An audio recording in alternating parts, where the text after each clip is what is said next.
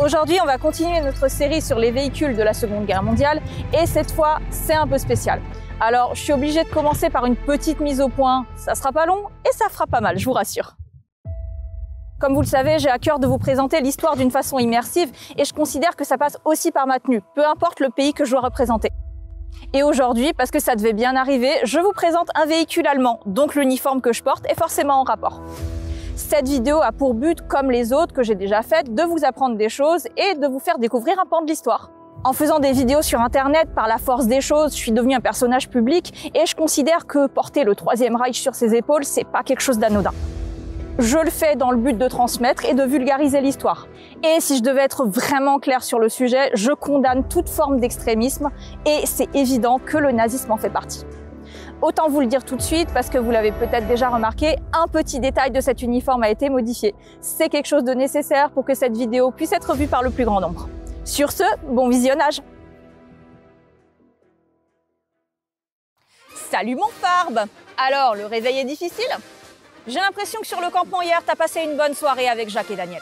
Pour t'aider à émerger, ça tombe bien, je t'ai ramené toute la gamme Oli, le partenaire de cette vidéo. T'as besoin d'un coup de fouet et tu t'enfilerais bien un café? T'as cru qu'on était où? En terrasse? Moi, ce que je te propose, c'est la gamme Oli Energy avec leur New Caf. C'est de la caféine cristallisée dont l'effet dure plus longtemps et qui t'évite le crash post-caféine. Si tu te sens un peu déshydraté, t'en fais pas, il y a la gamme Hydration, c'est fait pour les sportifs et la récupération, mais ça marche aussi pour la gueule de bois. Moi, ma gamme préférée, c'est la gamme Ice Tea. Elle est pleine d'antioxydants et de vitamines. Mon parfum du moment, c'est Lime Matcha Mint, l'alliance magique du Japon et de l'Angleterre. Oli, c'est Santorine sans sucre et avec des colorants et arômes naturels. Mais je sens que tu te poses encore des questions, alors je vais te montrer comment ça se prépare. Si tu veux découvrir la gamme, je te conseille les packs découvertes. Avec le code Alphonsine5, tu as 5 € de réduction sur la première commande et le starter set te revient à 19,99 € avec un shaker. Alors, tu prends ton shaker et tu le remplis d'eau. Attends, j'ai ramené de l'eau.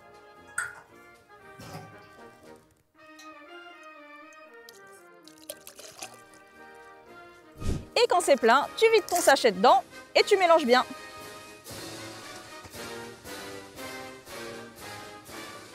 Un pot de Oli, c'est l'équivalent de 50 canettes d'économiser et tu me remercieras quand tu trimballeras ton pactage. Si c'est pas ta première commande, avec le code Alphonsine, tu peux bénéficier de 10% de réduction. Oublie pas que chaque commande passée, c'est un peu plus de budget pour les productions du soldat Alphonsine. Alors on dit merci à Oli et bonne vidéo!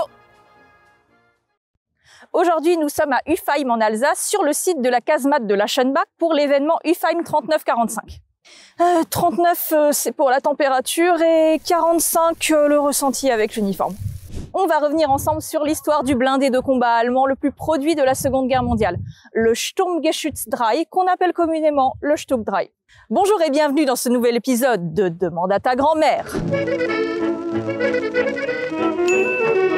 C'est déjà lors de la Première Guerre mondiale, alors que se profile la défaite de l'Empire allemand, que la nécessité de concevoir un canon léger capable de soutenir l'infanterie se fait sentir. Car oui, l'ancêtre de ce véhicule, c'est bien ce genre de canon sur des grosses roues.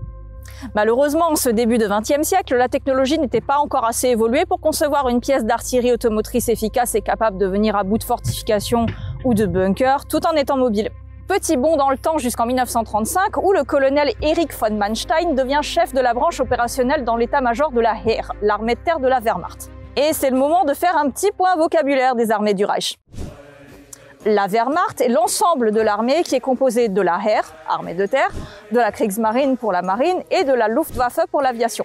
La SS pour Schutzstaffel, c'est tout à fait autre chose. C'est une organisation politique, administrative, mais également militaire. Ce qu'il faut retenir ici, c'est que même si elle a pu travailler avec la Wehrmacht, elle n'en fait pas partie. Si j'ai voulu expliquer ça ici, c'est parce que j'ai souvent l'impression qu'on se sert mal du mot Wehrmacht pour qualifier la Heer. Bref. Revenons à Erich von Manstein. Il est considéré comme l'un des plus brillants généraux allemands et est notamment célèbre pour ses propositions concernant le plan d'offensive contre la France en 1940, et il sera aussi connu pour ses combats en Union soviétique. Il présente à son supérieur, le général Beck, une idée qui avait déjà été un peu évoquée lors de la guerre de 14, guerre à laquelle il avait participé d'ailleurs. Ce fameux canon d'assaut automoteur qui devait servir de soutien à l'infanterie. Et voilà la naissance du Sturmgeschütz, développé avec la société automobile Daimler-Benz AG. Benz comme dans Mercedes-Benz, car bien évidemment, on met à contribution les talents locaux. Par contre, je pense que Zoom Zoom Zem dans ce genre de Benz, ça doit pas rendre pareil. Ce véhicule devait être discret. Pour un blindé, on se comprend. Le cahier des charges précise qu'il ne doit pas être plus haut qu'un homme debout. Le premier modèle de 19,6 tonnes faisait 1,95 m de haut, ce qui correspond à Charles de Gaulle moins 1 cm, donc ça va, on est dans les clous. Le canon, lui, devait être monté dans une superstructure protégeant l'équipage de tous les côtés, mais aussi au-dessus.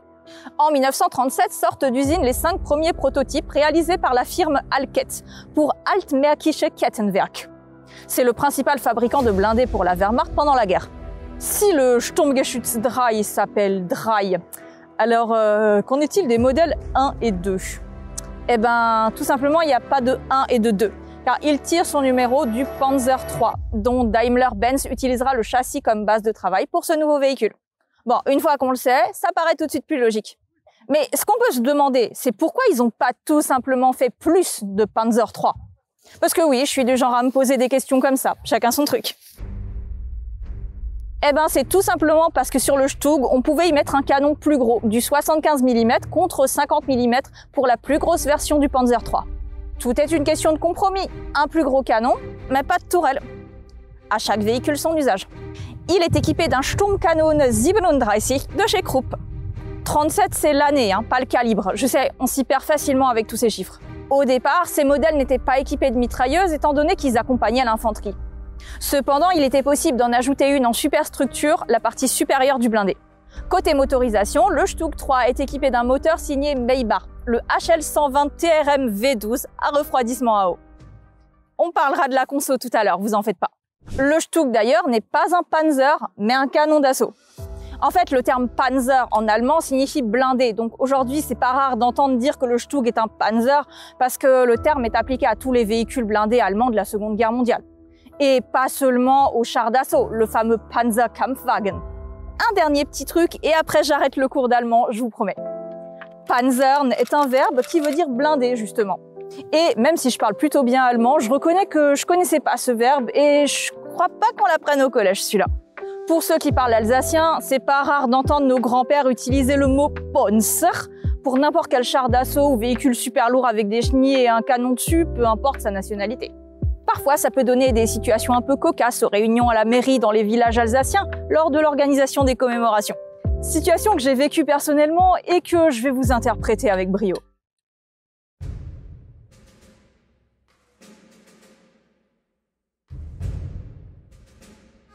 Yo, c'est bien de venir pour les commémorations, alors je sais que vous venez avec les chips.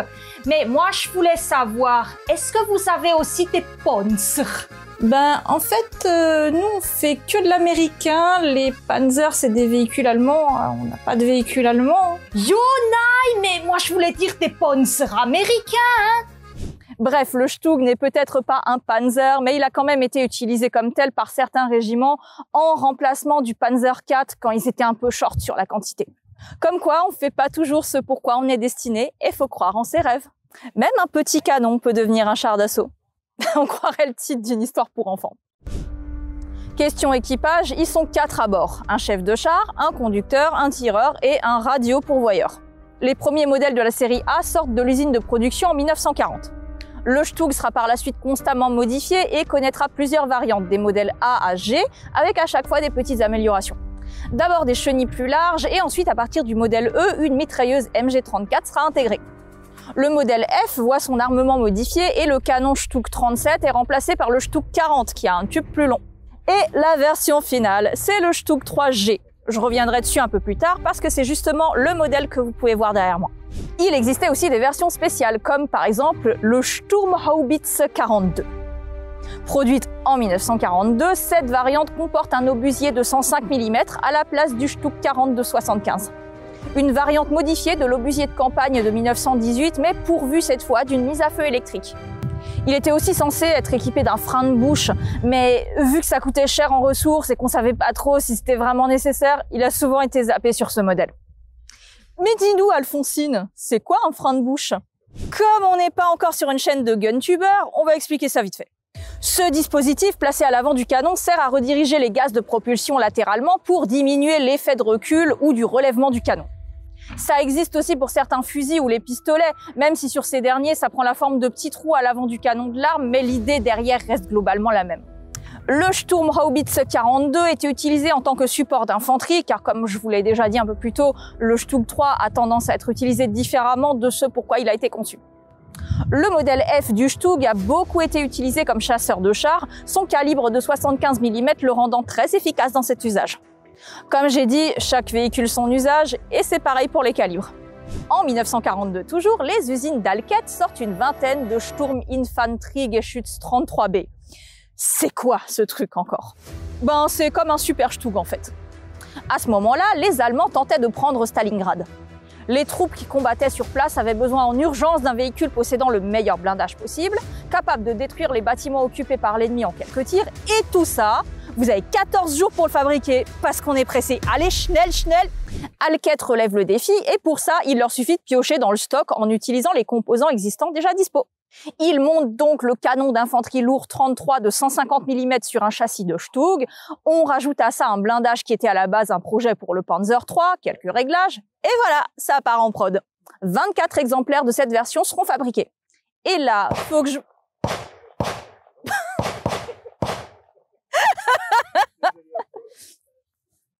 Non, on va le garder au montage, ça. C'est la guerre, mon général, hein. Et là, faut que je vous parle d'une dernière version spéciale et après on passe à la suite. Mais celle-là, vous allez voir, elle vaut vraiment le détour. Ça aurait pu être un projet de version volante, hein, comme le Rotatank, hein, mais on n'est pas chez les Anglais ici, hein, on est sérieux, hein, la rigueur allemande. Hein. En 1943, après une conférence sur l'armement ayant eu lieu à la fin de l'année précédente, il a été décidé de prendre 10 Stug 3 endommagés, stockés en attente de réparation et de les transformer en Stug Flamme. Oui, je pense que vous avez bien compris, il s'agit de remplacer le canon par un lance-flamme de chez Schwad. Hans, get the Flammenwerfer! Ces lance-flammes avaient apparemment une portée d'un peu plus de 50 mètres. Je vous laisse imaginer le truc en action. Moi, j'aimerais trop voir ça.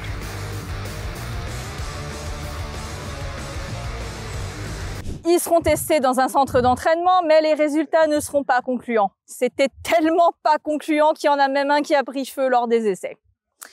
Dommage, j'en verrai pas en action. Là, ils ont dû se dire qu'il faudrait peut-être mieux arrêter les délires et aucun rapport ne dit qu'un tel véhicule ait été utilisé en combat. Ils n'ont pas passé l'étape des tests, hein, visiblement. Ils seront tous retransformés en Stug 3 normaux en 44. Vous savez que j'aime bien ce genre de petites anecdotes, c'est toujours sympa à raconter. Et même si je m'y connais pas spécialement en jeu de guerre, ça m'étonnerait pas que ce véhicule finisse un jour dans un jeu vidéo si c'est pas déjà le cas. Si ça traîne dans un World of Tanks ou un Wolfenstein, faites-moi le savoir en commentaire. N'étant pas équipés d'une tourelle et composés de tôles plates soudées, les Stug étaient simples et peu coûteux à produire, contrairement aux blindés nécessitant des pièces moulées comme celles qui peuvent composer une tourelle justement. Mais c'est aussi l'absence de celle-ci qui engendre l'un des points faibles de ce véhicule, puisqu'en toute logique, il présentait des zones plus vulnérables sur les flancs. Cependant, malgré ces quelques désavantages, le Stug s'est quand même montré redoutable sur le terrain, entre autres dans le bocage normand, où il pouvait se mettre à l'abri derrière des haies ou des talus grâce à sa silhouette trapue. Il est donc plus efficace en défense qu'en attaque. Facile à camoufler et difficile à atteindre, il a combattu sur tous les fronts en tant que canon, mais aussi chasseur de chars, et quelques as se sont illustrés à son bord. Le plus connu d'entre eux est le Sturmbannführer Walter Kniep de la division SS Das Reich. Walter Kniep est issu d'une famille d'agriculteurs de Prusse orientale. À la fin de ses études, il entamera une formation d'1 an à la police de Brandebourg et il rejoindra ensuite la police de Berlin jusqu'en 1934. Il s'engagera ensuite dans les SS et après une formation à la SS Junkerschule de Brandebourg, il obtient le grade de SS Untersturmführer et ça fait beaucoup de S. En 1936, il commande une compagnie de défense aérienne. Durant la Seconde Guerre mondiale, Walter Kniep s'illustrera par son courage aussi sur le front de l'Ouest, mais aussi sur le front de l'Est, et il sera décoré pour sa bravoure. Accrochage dans son parcours de héros du Reich. En 1941, il sera gravement blessé par balle à la tête et à l'épaule, ce qui lui vaudra plusieurs mois en convalescence. Mais il en faut plus pour l'arrêter et il est de retour en 1942, affecté au commandement de la Sturmgeschützabteilung 2, la seconde unité des Stug pour le dire en français. Entre juillet 43 et janvier 44, son unité revendiquera la destruction de 129 chars soviétiques, tout ça avec la perte de seulement 2 Stug. Suite à cet exploit, il sera fait chevalier de la Croix de Fer. Par la suite, il quittera la division Das Reich et rejoindra la Panzergrenadierdivision Götz von Berlichingen dans l'ouest de la France, toujours à bord du Stug. Et c'est en France que s'arrêtera l'histoire de Walter Kniep. Pas de la plus héroïque des façons. En avril 1944, dans le département de la Vienne, lors d'un entraînement à tir réel, il observe ses troupes et un tir d'artillerie s'abat sur lui. Un shrapnel le touche directement à la tête. Il ne survivra pas. 2 autres SS seront également blessés. Cependant, les circonstances de sa mort restent obscures car il en existe plusieurs versions. Une qui dit qu'il se serait tiré accidentellement une balle dans la tête en tenant son pistolet, une autre où ce serait un soldat qui lui aurait tiré dessus accidentellement en déchargeant son arme. Où que soit la vérité parmi ces 3 versions, il s'agit ici d'un exemple manifeste de ce qu'on appelle un contre son camp. Aussi bardé de médailles qu'on puisse être, on ne choisit pas le niveau d'héroïsme de sa mort.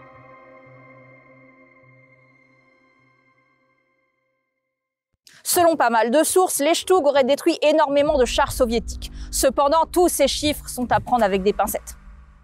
En effet, ils pouvaient facilement détruire des chars légers dépassés, comme le T-26, qui subira de lourdes pertes lors de l'offensive allemande en Union soviétique.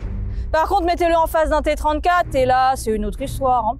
Même si, comme toujours, il y a eu des équipages d'exception, comme ceux de l'unité de Walter Kniep, ou encore l'exploit de l'Oberwachtmeister Kurt Freundner, qui a détruit 9 chars soviétiques en 20 minutes à Stalingrad. Mais bon, faut pas en faire un blindé invincible pour autant. Le Stug a subi pas mal de pertes sur le front de l'Est et aussi en Normandie, où ils se sont bien fait dégommer par l'aviation alliée. Malgré tout, pour les Allemands, les équipages des unités de Sturmgeschütz s'étaient considérés comme l'élite des troupes d'infanterie. Au printemps 1944, ils revendiquent tout de même la destruction de 20 000 chars alliés, alors que c'est environ 10 000 Stug, toutes variantes confondues, qui ont été construites. Et maintenant, il est temps de parler du Stug 3 modèle G, dont vous pouvez voir une superbe réplique derrière moi. Car oui, c'est une réplique, mais je vous explique tout ça après. Le modèle G est de loin le modèle le plus produit de toutes les variantes. Je sais pas exactement combien il y en a eu, parce que les sources diffèrent grandement. Ça va de 7800 à 9400, mais bon, c'est celui-là où il y en a eu le plus et c'est assez loin des autres. Quand je vous disais 10 000 toutes versions confondues, ça peut vous sembler beaucoup. Mais si on met ça en perspective avec les 50 000 Sherman américains et 60 000 T-34 soviétiques produits, on se rend vite compte de la submersion à laquelle l'Allemagne a dû faire face. Le modèle G pèse 23,9 tonnes et mesure 2,16 m de haut. Il peut se déplacer à une vitesse de 40 km/h sur route et entre 10 et 15 km/h en tout terrain. Ça dépend du terrain. Pour ceux qui se posent la question, parce que oui, c'est toujours la question qu'on se pose face à des véhicules comme ça, il consomme dans les 260 litres au 100 et a une autonomie de 155 km. Et par rapport à ça, parce que je trouve que c'est le bon moment pour en parler, ça consomme une quantité de dingue, ça tient pas des longues distances. Du coup, ça se passe comment pour l'approvisionnement en carburant? Est-ce qu'il y a des mecs qui courent derrière avec des Wehrmacht Einheitskanister? C'est pas tout à fait ça, mais un peu quand même. En fait, j'avais surtout envie de placer le mot, même si on va dire jerrycan, ce sera plus simple. Des camions de ravitaillement suivaient les positions des unités et ils mettaient à disposition des jerrycans afin de remplir les réservoirs des véhicules. Certains véhicules avaient avec eux leurs petites citernes aussi. Le ravitaillement pouvait aussi se faire par des trains-citernes, comme on peut le voir sur cette photo, ou encore par avion. On n'imagine pas à quel point l'invention du jerrycan allemand a été un atout incroyable pour les armées du Troisième Reich. Merveille d'ingénierie, il était classé secret militaire et il a même fait l'objet d'histoires d'espionnage industriel avec un vol de la part des Alliés. Il sera par la suite copié par les différentes nations du conflit. En anglais, jerrycan, littéralement, ça veut dire le bidon allemand, ou le bidon Bosch, si on veut être correct sur la traduction. Et voici un autre petit détail intéressant concernant ce qu'on met dedans, le carburant de la Wehrmacht. Car quand on n'a pas de pétrole, on a du charbon. Pour s'épargner les pénuries de pétrole et aussi éviter d'être trop dépendant d'autres pays pour se fournir, l'industrie chimique allemande fabriquera du carburant et des huiles synthétiques. C'est grâce à un procédé d'hydrogénation développé par le chimiste Friedrich Bergius que les Allemands pourront fabriquer de l'essence à partir de charbon. Ce type de procédé n'est pas nouveau, le français Eugène Oudry avait déjà fabriqué de l'essence à partir de lignite dans les années 20, mais la technique avait été abandonnée parce qu'elle coûtait trop cher. Pour faire la guerre, on dépense sans compter parce que ça consomme beaucoup et il faut bien trouver des solutions. Voitures, camions, blindés d'hiver et rajouter à ça les avions qui sont pas non plus les plus sobres des machines, sans oublier les bateaux et les sous-marins. Donc pour revenir à notre Stug 3 qui consomme beaucoup, le modèle représenté ici est un des premiers modèles de la variante G. Sur les modèles plus tardifs, le manteau de canon est remplacé par un nouveau aux formes plus arrondies, appelé Saugkopf, la tête de cochon. En plus d'être une insulte alsacienne qui fonctionne également en allemand, le manteau de canon de cette forme permettait de détourner plus facilement les tirs. Bah oui, quand t'as un Soikopf qui te chie à Strouf, t'es bien content si l'obus il ricoche sur le Panzer. Cependant, il n'y avait pas assez de moules pour en produire un très grand nombre, du coup l'ancienne version est également restée en production jusqu'à la fin de la guerre. Un autre truc qu'on trouve sur certains modèles tardifs produits à partir de 1944, c'est une mitrailleuse MG34 commandée à distance de l'intérieur. Comme ça, le gars qui tire a pas besoin de sortir et de s'exposer. Et ça, faut vite fait l'expliquer parce qu'il faut pas penser à des mitrailleuses automatiques avec un écran à l'intérieur. On n'est pas en 2025, oubliez pas. C'est forcément un peu plus rustique. Le système fait globalement penser à un périscope avec le gun à l'extérieur et la gâchette à l'intérieur. Avec le schéma, c'est plus facile à comprendre. Pour être mieux protégé sur les côtés, le modèle G peut être également équipé de jupes latérales. Sur ce modèle-ci, elles ne sont pas installées, mais on peut voir les rails qui permettent de les ajouter. Et maintenant, il est temps de passer à la dernière partie. Je vais vous parler de 7 exemplaires précis. Comme je l'ai dit au début de la vidéo, nous faisons ce tournage à la casemate de la Schenbach à Ufheim, où se déroule chaque année un événement de reconstitution Seconde Guerre mondiale. Merci à Bertrand Pfaff et l'association Mémorial Maginot de Haute-Alsace pour l'accueil. De nombreux reconstitueurs venant de toute la France et d'Europe sont au rendez-vous et présentent des tenues, objets et véhicules des différentes nations du conflit. Le Stuck 3 présenté ici est une réplique appartenant à David, président de l'association Les Louveteaux, asso dont je vous reparlerai un peu avant la fin de la vidéo. Cette réplique, fidèle à l'original, est présentée dans une version camouflage campagne de Normandie et a été conçue par une équipe de spécialistes en Angleterre. HCM Associated Enterprise est spécialisée dans la construction de répliques de véhicules blindés. Son patron, Harold Mariller, est surnommé Big H et ça vient de son pseudo d'ancien culturiste. Parce que ouais, il n'y a pas que les véhicules, lui aussi il est gepanzert. Et sa marque de fabrique, c'est de baptiser ses répliques par des noms commençant par la lettre H. Celui-là s'appelle Hannelore. Totalement fonctionnel, le canon peut tirer à blanc et le véhicule est régulièrement utilisé pour des jeux de rôle grandeur nature historique ou des reconstitutions de combats tels que ceux présentés à la manifestation du Feim. Il a également joué pour le cinéma dans le film La Douleur de 2018, adaptation du roman de Marguerite Duras. Il apparaît devant Notre-Dame de Paris sur l'île de la Cité où il a fallu le transporter. Je vous vois déjà venir, vous voulez trop savoir combien elle pèse cette réplique et d'ailleurs aussi combien ça consomme par rapport au vrai Stuck 3G. Elle fait 15 tonnes contre 23,9 pour le vrai et sa conso est de 100 litres au 100 contre 260 pour le vrai. Donc même si visuellement ça fait le taf, il est quand même plus économique et c'est pas plus mal quand on doit le sortir. Mais pourquoi pas présenter un vrai, vous allez me dire? Il y en a dans des musées, notamment au musée des blindés de Saumur, mais l'opportunité de tourner avec cette réplique s'est présentée à moi et je trouve ça toujours plus cool de vous montrer un véhicule à l'état sauvage, dans son environnement naturel plutôt que dans le hangar d'un musée. Le vrai Stuck 3, lui, cessera d'être fabriqué en 1945. À la fin de la guerre, un certain nombre de Stuck capturés par les soviétiques ont été rénovés et donnés à la Syrie, qui les utilisera jusqu'en 1973 lors de la guerre du Kippour. La Finlande les utilisera aussi encore après la guerre et certains d'entre eux finiront dans des musées britanniques. Le dernier Stuck 3 modèle A, le premier modèle, survivant de la Seconde Guerre mondiale, est aujourd'hui en Australie. Il a été trouvé dans un marécage sur le front de l'Est et il est exposé au Australian Armour and Artillery Museum. Peu coûteux et simple à produire, le Stuck 3 a une destinée bien différente de ce pourquoi il a été créé et son histoire l'aura emmené sur tous les fronts de la Seconde Guerre mondiale. Utilisés principalement par l'armée allemande, ils auront également fourni des exemplaires à leurs alliés, la Roumanie, la Hongrie, la Bulgarie, l'Italie, l'Espagne et la Finlande. Vous n'avez pas envie d'aller faire un tour avec? Parce que moi, oui. J'ai eu l'autorisation de le rouler un peu, on va voir comment j'arrive à m'en sortir. C'est une première, alors soyez indulgents. En général, je roule un Renault Trafic. Ça me permet d'aborder un point important ici. En Allemagne, pendant la Seconde Guerre mondiale, il n'y a pas eu de pilote de char femme, ni même de femmes dans les équipages de blindés. L'uniforme que je porte ici est celui d'une Nachrichtenhelferin, auxiliaire de transmission et de communication. Je trouvais ça assez à propos pour vous raconter l'histoire du véhicule.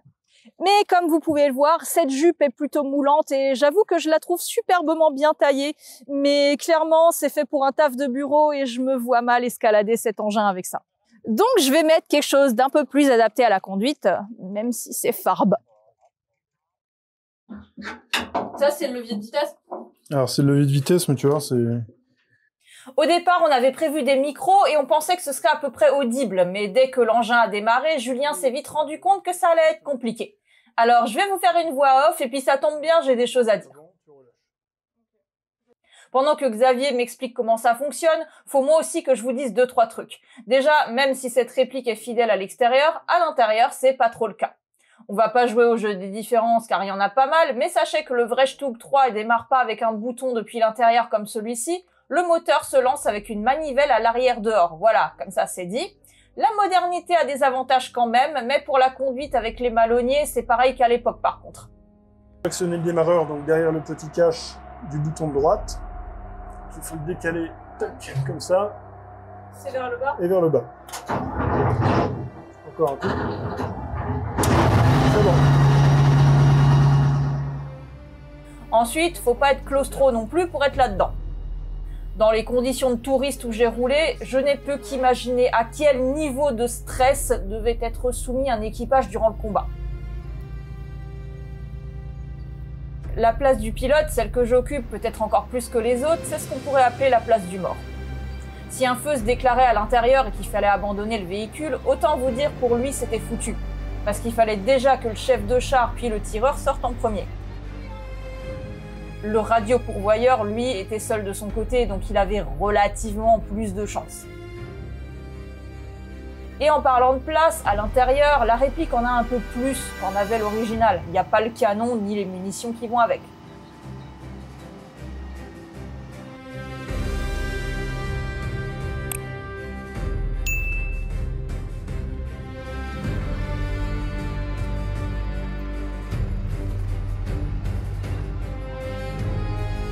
Je tire une tête un peu bizarre ici, mais c'est parce que j'étais assise un peu bas et j'avais du mal à voir par la fente. Mais c'est pas trop grave, c'est pas à moi de diriger de toute façon. Xavier, qui occupe le poste de chef de char, m'indique la direction via le casque. Pour rouler ça, c'est pas si compliqué au final, mais on se rend vite compte que chacun des membres de l'équipage est un rouage essentiel au bon fonctionnement de la machine.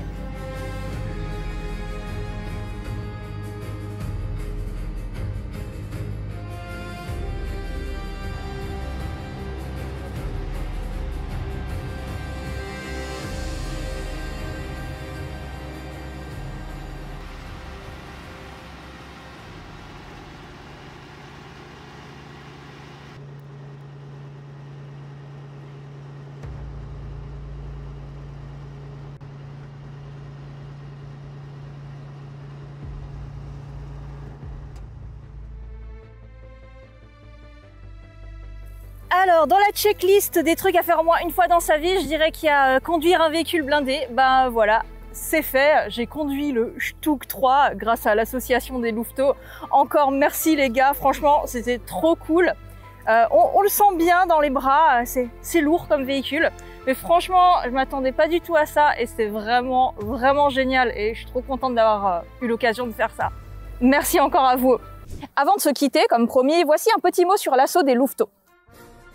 Existant depuis plus de 20 ans, elle organise des jeux de rôle grandeur nature historique militaire et participe à de nombreux événements de reconstitution représentant la Wehrmacht. Ils possèdent beaucoup de matériel dont divers véhicules en plus du Stug 3 que je viens de vous présenter. Ils ont des membres dans toute la France, alors si vous voulez les rejoindre ou que vous voulez en savoir plus, je vous invite à aller sur leur site web, je vous mets les liens en description de la vidéo. Comme d'habitude, avant de clore chaque épisode de cette série, dites-moi quel autre véhicule vous aimeriez me voir vous présenter et surtout, contactez-moi si vous connaissez un musée ou un collectionneur qui peut me le mettre à dispo. Dans la catégorie véhicules roulants, j'avais commencé cette série par la voiture la plus mythique de la Seconde Guerre mondiale. J'ai nommé la Jeep Willys Model B. Si vous n'avez pas encore vu cette présentation, foncez voir la vidéo. Alors soldats, ça vous a plu ? Oublie pas que tu as 5 € de réduction pour ta première commande chez Oli avec le code Alphonsine5 et 10% avec le code Alphonsine. Rompez!